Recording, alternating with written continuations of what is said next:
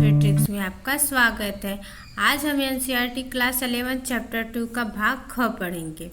Chapter 2 में 3 भाग हैं, क, ख और ग, जिसमें से क हमने अपनी पिछली क्लास में पढ़ लिया है।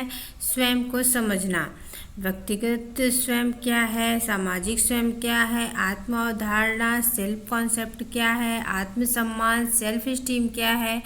अब इसके आगे हम भाग ख पढ़ेंगे, स्वयं का विकास एवं विशेषताएं।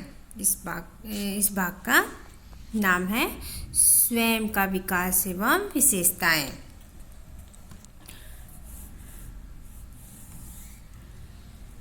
अगर आप इससे पहले की क्लास नहीं किए हैं तो प्लीज़ उसे देख लें, तो आपको अच्छे से समझ में आएगा, आपका कॉन्सेप्ट अच्छे से क्लियर हो जाएगा। हमने एनसीईआरटी को आपके एग्ज़ाम टीजीटी, पीजीटी व बोर्ड एग्ज़ाम की दृष्टि से भी शॉर्ट नोट्स बना के आपको पढ़ाने की कोशिश की है। आप चाहें तो इससे नोट्स भी तैयार कर सकते हैं ताकि एग्ज़ाम टाइम में आप रिवीजन कर सकें। ओके, और कुछ बीच में हमने शॉर्ट नोट्स की तरह या ट्रिक के माध्यम से बताया, उसे ज़रूर नोट डाउन करें। तो चलिए शुरू करते हैं, स्वयं का विकास एवं विशेषताएं। इसमें बताया गया है कि कैसे अलग अलग अवस्थाओं में हमारा स्वयं भी अलग अलग होता है। ठीक है, स्वयं का अर्थ यह नहीं है जो बच्चे में, जो जन्म से व्यक्ति में विद्यमान होता है, अपितु जैसे जैसे व्यक्ति बड़ा होता है उसके स्वयं का भी निर्माण तथा विकास होता जाता है। जब बच्चा जन्म लेता है तो उसमें स्वयं का विकास नहीं होता है, वो अपने बारे में कुछ नहीं जानता है। ठीक है, तो अगर ये क्वेश्चन बने कि स्वयं जन्म से ही स्वयं विद्यमान होता है, तो नहीं, बच्चे में जन्म से ही स्वयं की भावना नहीं होती है, स्वयं का निर्माण जन्म से नहीं होता है। ओके, अब शैशवाकाल के दौरान शिशु स्वयं में और दूसरों में अंतर नहीं समझता। शैशवाकाल में शिशु जो होता है वह स्वयं में और दूसरों में अंतर नहीं समझता। अगर वो माँ की गोद में सोया है तो उसको नहीं लगता कि मेरी माँ अलग है, मैं अलग हूँ। वो समझता है कि हम दोनों लोग एक ही हैं। ठीक है, अगर वो खेलते खेलते उसका हाथ पैर चलाता है, उसका हाथ उसके मुख के सामने, अगर उसको नहीं लगता कि ये मेरा हाथ है, उसको लगता है दूसरे का हाथ है, इसलिए उसको स्वयं में और दूसरों में अंतर नहीं समझ पाता है। स्वयं की भावना धीरे धीरे विकसित होती है। लगभग 18 महीने में अपनी छवि पहचान लगता है। लगभग 18 महीने का शिशु जो होता है वो अपनी छवि शीशे में देख के अपने आप को पहचानने लगता है कि हाँ, ये मैं ही हूँ। दूसरे वर्ष की दूसरी छमाही में देखिए, ऐसे भी क्वेश्चन बन सकता है कि दूसरे वर्ष की दूसरी छमाही में, ये आपको नहीं लिख के दिया जाएगा 18 से 24 माह। अब इसका मतलब है लास्ट वाला जो छमाही होता है, 18 महीने के बाद वाला छमाही, उसकी बात कर रहा है। तो बच्चा उसमें व्यक्तिगत सर्वनाम मैं, मुझे और मेरा का उपयोग करने लगता है कि यह मैं हूँ, ये मेरा, मेरी मम्मी है, यह मेरा खिलौना है, ऐसे शब्दों का वह उच्चारण करने लगता है।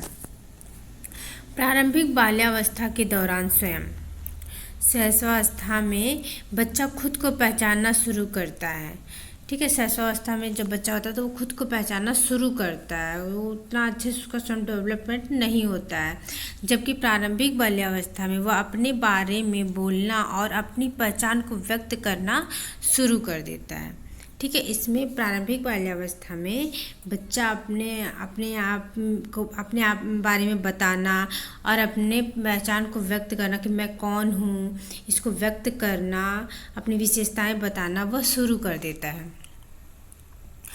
वे स्वयं को अन्य लोगों से अलग बताने के लिए स्वयं का अथवा अपनी वस्तुओं के बाह्य विवरण का उपयोग करते हैं।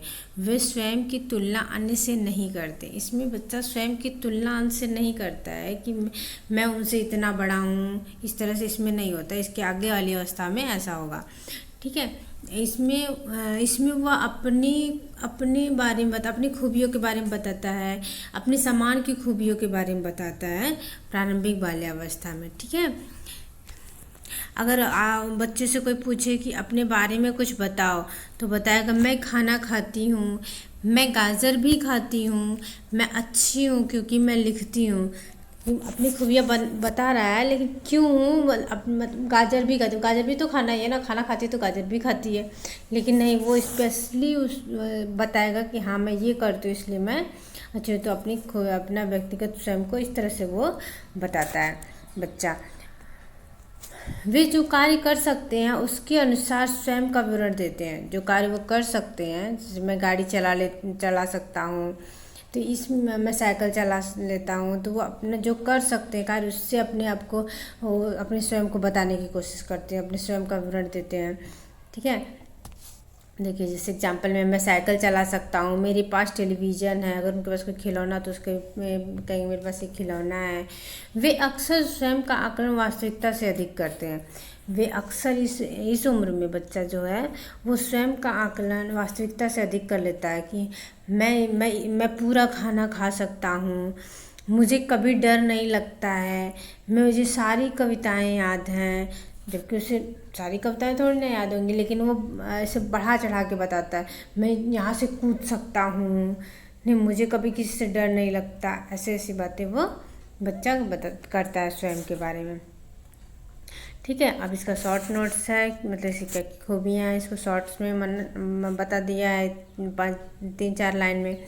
स्वयं की पहचान स्पष्ट होने लगती है इसमें पूर्व बाल्यावस्था में। फिर मैं और मेरा का प्रयोग कर बढ़ता है, मैं ये हूँ, ये मेरा सामान है। स्पेसिफिक वो अपने सामान की बड़ाई मतलब अपने सामान के अगर उसके पास गाड़ी है तो उसका बताता है कि हाँ ये चलती है, मेरी गाड़ी बहुत अच्छी है, ये चलती भी है। इस तरह से अपने सामान के बारे में भी बताता है। वो अपनी पसंद नापसंद व्यक्त करता है कि मुझे ये चीज़ पसंद है, मुझे ये चीज़ नहीं पसंद है। आत्मविश्वास और सतता का विकास होता है इसमें। बच्चा अगर मतलब उसको साइकिल चलाने आ गई तो उस पर आत्मविश्वास बढ़ता है कि हाँ मैं ये कर सकता हूँ, तो उसमें आत्मविश्वास और स्वतंत्रता का विकास होता है। अब मध्य बाल्यावस्था के दौरान स्वयं पूर्व विद्यालय बच्चों की तुलना में इस उम्र के बच्चों का स्वयं मूल्यांकन अधिक जटिल हो जाता है। ठीक है, जैसे पूर्व बाल्यावस्था की अपेक्षा मध्य बाल्यावस्था में उनका स्वयं जो होता है अधिक जटिल हो जाता है, कि वो और चीज़ें जानने लगते हैं। इसमें 5 मुख्य बदलाव हैं। आंतरिक गुण है आंतरिक गुणों से पहचान, उदाहरण मैं मेहनती हूँ। अब आंतरिक गुण में उनके अंदर क्या गुण है उससे उनकी पहचान लगती है। अगर बच्चा कोई है तो उसका वो बहुत मेहनती है, वो मतलब अपना सारा होमवर्क करता है, कोई भी काम अच्छे से करता है, तो उसका आंतरिक गुण है ना, वो मेहनती है। सामाजिक गुण, ग्रुप से वैसा वो उस ग्रुप का मेंबर, मैं संगीत ग्रुप में हूँ तो ग्रुप से उसकी पहचान है। ठीक, और सामाजिक तुलना। अब इसमें देखिए मध्य बाल्यावस्था में बच्चा तुलना करने लगता है, दूसरों से तुलना करने लगता है कि मैं सीमा से तेज दौड़ता हूँ, मैं राहुल से तेज पढ़ता हूँ। इस तरह से वो तुलना करके अपना परिचय देता है, अपने स्वयं को बताता है। वास्तविक एवं आदर्श, वास्तविक वर्सेस आदर्श। मैं क्या हूँ, क्या मुझे होना चाहिए, मैं फ़र्क समझने लगता है। मैं क्या हूँ, क्या मुझे होना चाहिए, मैं फ़र्क समझ। इसका मतलब है जैसे बच्चा उसको पता है अगर वो कोई गलती कर रहा है तो उसको पता है ये गलत है, ये मुझे नहीं करना चाहिए। ठीक है, उसमें वो अंतर करने लगता है। व्यवहारिक सोच, दूसरों के नज़रिए से सोचना और ख़ुद को सही आंकना। दूसरों के नज़रिए से सोचने लगता है कि वो ऐसा काम कर रहे हैं तो ठीक है, मैं भी कर रहा हूँ तो मैं भी ठीक ही कर रहा हूँ, तो अपने आप को सही आंकने लगता है। ठीक है, अब किशोरावस्था के दौरान स्वयं। ठीक है, स्वयं की 5 मुख्य विशेषताएं। किशोरावस्था के दौरान भी स्वयं की 5 मुख्य विशेषताएं हैं। आंतरिक गुण, बाह्य रूप लंबा बड़ा की जगह अमूर्त आंतरिक गुणों पर बल देने लगता है बच्चा। इस समय उसको मैं इससे लंबा हूँ, इससे बड़ा हूँ, उसकी जगह अमूर्त और आंतरिक गुणों पर बल देने लगता है। जैसे शांत, संवेदनशील, बहादुर, इस तरह मतलब ये आंतरिक गुण होते हैं, उस पर बल देने लगता है। विरोधाभास, स्वयं के बारे में 2 विरोधी बातें सोचना। उदाहरण, मैं शांत हूँ लेकिन जल्दी विचलित हो जाता हूँ। ठीक है, इसमें बच्चा जो है मतलब उसमें दो बातों का विरोध होता है। अगर मैं अच्छा हूँ लेकिन मैं ये काम कर रहा हूँ तो मैं बुरा भी हूँ, तो उसमें हमेशा विरोधाभास रहता है। उतार चढ़ाव, अस्थिरता, परिस्थितियों के अनुसार स्वयं की समझ बदलती रहती है। परिस्थिति जैसी परिस्थिति आती है वैसे उसकी स्वयं की समझ भी बदलती जाती है। ठीक है, उसमें कोई प्रॉब्लम आ गई, मान लीजिए नहीं, शुरू से। उतार चढ़ाव और अस्थिरता, परिस्थितियों के अनुसार स्वयं की समझ बदलती रहती है। किशोरावस्था में परिस्थिति जैसी परिस्थिति वैसे वो अपने आप को प्रेजेंट करता है। ठीक है, तो उसकी स्वयं की समझ जो है बदलती रहती है।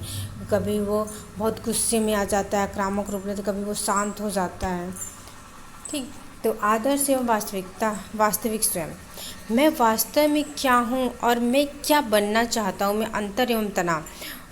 इस किशोरावस्था में बच्चे समझने लगता है कि वास्तव में मैं क्या बनना चाहता हूँ। उसको तो पता है मुझे क्या बनना है, लेकिन क्या मैं वो कर रहा हूँ, क्या मैं बन जाऊँगा, इस तरह के उसमें तनाव भी आते हैं। काल्पनिक दर्शक मंच पर होने का आभास, इसका मतलब किशोर स्वयं में ही मग्न रहते हैं। ठीक, उन्हें लगता है कि सब लोग उन्हें ही देख रहे हैं, इस कारण वह अपने रूप रंग को लेकर ठीक है, इस कारण वह अपने रूप रंग को लेकर अधिक सचेत रहते हैं। ठीक है, किशोरावस्था में बच्चा रहता है बहुत बन ठन के रहता है। उसको लगता है कि मैं जिस रास्ते से उसको लगता है सारे लोग मुझे ही देख रहे हैं, इसलिए वो बहुत बन ठन के अपने बालों के प्रति, मेरे बाल झड़ रहा है, मुझे पिंपल्स हो रहे हैं, तो इसको लेकर बहुत सचेत रहता है। बहुत मतलब उसको टेंशन रहता है कि हाँ मैं अच्छा दिखूँ। ठीक है, भूमिका संबंधी उलझन, रोल कन्फ्यूज़न, किशोरावस्था में पहचान संकट के कारण होता है। ठीक, रोल का पहचान संकट के कारण ही रोल कन्फ्यूज़न होता है कि मैं क्या करूँ, मैं क्या करूँगा, मुझे कैसा करना चाहिए, इस तरह से उसमें उलझन रहती है। किशोरावस्था में सांस्कृतिक अंतर, किशोरावस्था में सांस्कृतिक अंतर भी होता है। जैसे पश्चिमी संस्कृति में किशोरावस्था में अलग होते हैं, जबकि भारतीय संस्कृति के अनुसार किशोरावस्था में अलग स्वयं होते हैं। ठीक है, पश्चिमी संस्कृति के अंतर्गत स्वतंत्रता एवं माता पिता से शारीरिक व मानसिक रूप से अलग होने पर जोर दिया था। पश्चिमी संस्कृति में जैसे बच्चा किशोर हो जाता है तो उससे अपेक्षा की जाती है कि वो अपना अलग घर बनाए, अलग रहे। और यही लेकिन भारतीय संस्कृति में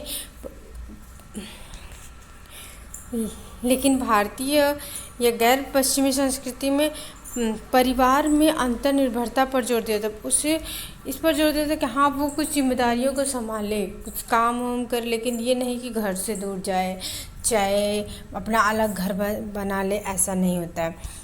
फिर एनसीईआरटी में ये लिखी हुई लाइन है, तो इसको आप लोग अच्छे से याद कर लीजिएगा। एनसीईआरटी में लड़कियों के लिए प्यूबर्टी या यौनावस्था 11 से 13 वर्ष है, लड़कों के लिए 13 से 15 वर्ष है। ये क्वेश्चन आया हुआ है। अब भाग ख खत्म हो गया। अब चैप्टर 2 का भाग ग, पहचान पर प्रभाव, स्वबोध का विकास हम कैसे करते हैं। ठीक, किशोरावस्था में पहचान निर्माण, किशोरावस्था में पहचान निर्माण, सामाजिक सांस्कृतिक संदर्भ में किशोरावस्था में शारीरिक जैविक परिवर्तन तो सार्वभौमिक होते हैं। ठीक है, सामाजिक सांस्कृतिक परिवर्तन संदर्भ में किशोरावस्था में शारीरिक और जैविक परिवर्तन सार्वभौमिक होते हैं। सब में एक प्यूबर्टी आने पर लड़कों में दाढ़ी का निकलना और जननांगों पर बालों का उगना, ये तो सारे बच्चों में, लड़कियों में मासिक धर्म का आना, ये तो सारे बच्चों में सार्वभौमिक रूप से होता है। ठीक है, लेकिन उनका मनोवैज्ञानिक व सामाजिक प्रभाव संस्कृति के अनुसार अलग अलग होता है। जैसे हमने पिछली स्लाइड में देखा ना कि पाश्चात्य संस्कृति में बच्चा का अलग विकास होता है, भारतीय संस्कृति में पाश्चात्य किशोरों से पूर्णतः आत्मनिर्भर होने की अपेक्षा की जाती है, जबकि भारतीय संस्कृति में नहीं, किशोर माता पिता पर निर्भर रहते हैं। स्वयं की पहचान मैं के बजाय हम के रूप में परिभाषित करते हैं। अब इसमें वो मैं ये हूँ, मैं मतलब बाल्यावस्था की तरह उसमें ये गुण है, मैं ये, मेरा समान ये नहीं, अब वो हम की भावना में आ जाते हैं कि हम यूनिटी पे ज़्यादा फोकस करते हैं कि हम ये कर लेंगे, ये हमारा ग्रुप है। ठीक है। ग्रामीण जनजातीय क्षेत्रों में किशोर कम उम्र से ही आर्थिक योगदान देकर वयस्क भूमिका निभाते हैं, जिससे पहचान संबंधी भ्रम कम होता है। जैसे गांव के बच्चे हैं जो खेती बाड़ी जिनके माता पिता करते हैं, तो वो खेती बाड़ी का काम संभालने लगते हैं, थोड़ी सी जिम्मेदारियां उन्हें मिल जाती हैं और इसमें उनके पहचान संबंधी कोई भ्रम नहीं होता है, वो मतलब वही करने लगते हैं। लेकिन वही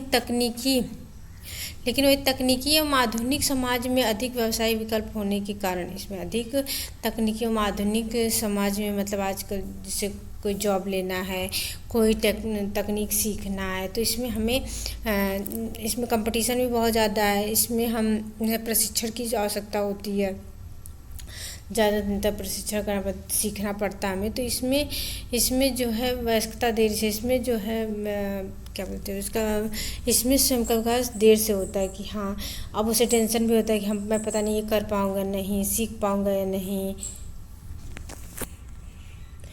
ठीक है। अब किशोरावस्था में बालक पर परिवार और मित्र मंडली का प्रभाव। परिवार का प्रभाव होता है स्नेहमय पालन पोषण। अगर बच्चे को स्नेह प्यार से उसको पाला जा रहा है, उसकी बातों को समझा जा रहा है, उसकी अगर कोई गलती करे तो उसे प्यार से समझाया जा रहा है, तो बच्चे में अच्छा विकास होता है। ठीक है। बच्चों की प्रशंसा, कुछ अच्छा काम करे उसकी प्रशंसा कर दिया जाए और सुदृढ़ अनुशासन से उसको एकदम कठोर अनुशासन नहीं, मतलब उसको हल्का अनुशासन से उसको अगर मान लीजिए छोटी मोटी गलती कर दे और प्यार से समझाएं उसे।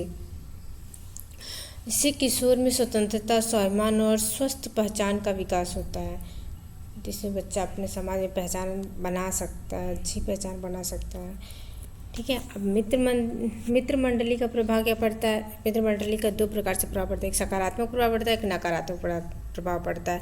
सकारात्मक प्रभाव पड़ेगा, सामाजिक दायरा बढ़ता है उसका।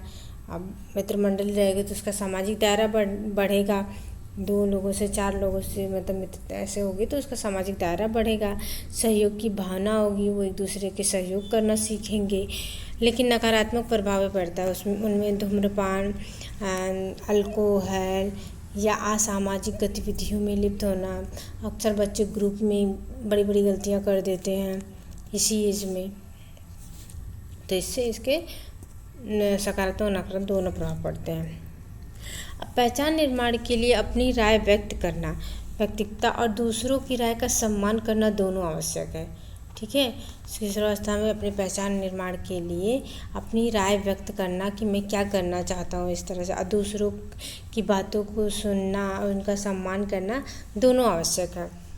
भावनात्मक परिवर्तन, शरीर छवि चिंता, वही रंग रूप, शारीरिक बनावट, मैं अपने मेरे बाल झड़ रहे हैं, मेरे चेहरे पे पिंपल ना हो, मैं कैसा दिख रहा हूँ, ये भावनात्मक परिवर्तन था। मन स्थिति में कभी वो शांत हो जाता है, कभी वो क्रोध में आ जाता है।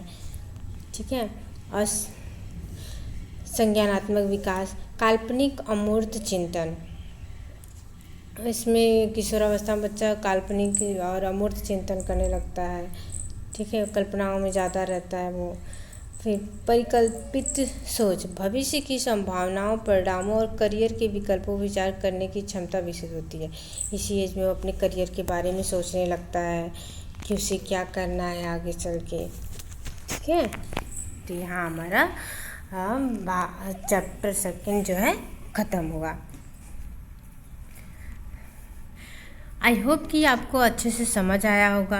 अगर कहीं कुछ भी कन्फ्यूज़न हो तो कमेंट के माध्यम से ज़रूर बताएं, हम आपकी प्रॉब्लम को ज़रूर सॉल्व करेंगे।